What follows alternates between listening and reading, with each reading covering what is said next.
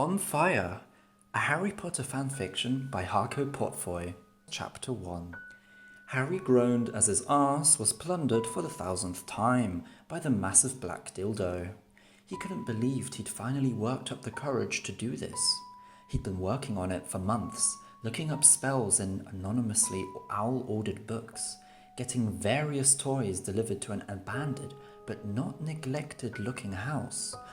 After a half-hour's flight from Hogwarts, he was still amazed that the Muggle postal system delivered to such a remote location. All that time, he'd never really thought he'd have guts to carry his plan through to fruition.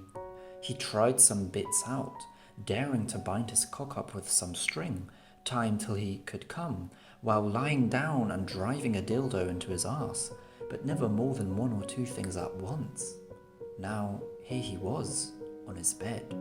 He tried some bits out as he'd only wished for. It was Ron deciding to go home for the Christmas break that decided him. He was the only Gryffindor over a third year left at Hogwarts. Even so, he'd charmed his curtains, closed and layered silencing charms on them. You could never be too careful. The hardest part had been dropping his wand.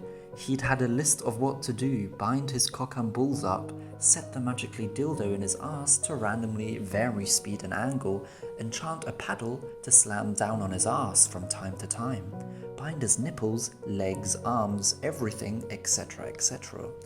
All of these needed to be charmed to stop a minute or so after his cock was released of its confines, so hopefully he just would have come like never before.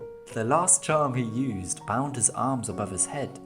Then all he had to do was drop his wand and leave himself at the mercy of his magic. So now, Harry knelt on his bed. He felt as though he was floating. His balls were on fire. The harsh cord he'd wrapped around them felt as though it was twisting and turning, even though he was sure it couldn't be. His cock was on fire. Around the base was a heavy metal ring that went about halfway up, squeezing him tight, while the upper half was being massaged by an invisible hand, and the head being clasped by invisible clamps.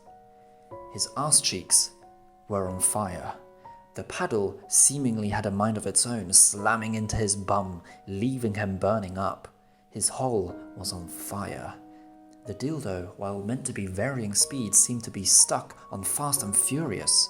His nipples were on fire. Tiny teeth on the clamps, loosening and tightening constantly, always keeping him alert. Harry moaned harder into his gag. Throwing his head back, arching, he couldn't believe the half hour wasn't up yet. He wanted desperately to come. He never wanted this to end. It felt like he'd been there forever. Harry moved on from moaning to keening, tension ripe through his tight-bound body when his cock and balls feel free. It was so expected, Harry almost forgot to come. But the invisible hand still worked on his prick. The paddle still rattled his arse, and the dildo still banged his butthole, and Harry was driven over the end, coming like never before, slumping bonelessly in his bonds, moaning gentle at the continued stimulation of his sore, exhausted body.